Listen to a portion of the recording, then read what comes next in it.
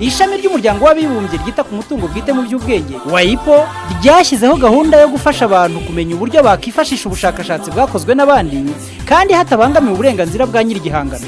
U Rwanda narwo ntirwatanzwe muri iryo yungurabwenge kugira ngo cya cyerekezo cy'iterambere 2020 gifatire ireme ku mishinga yifashisha ikoranabuhanga n'ubundi bwenge bw'abashakashatsi. Niyo mpamvu ku itariki ya 26 Werurwe 2013 hazashyirwa ku mugaragaro uburyo bw'ikoranabuhanga abantu bazajya bifashisha mu gusangira n'abashakashatsi ku bihangano byabo.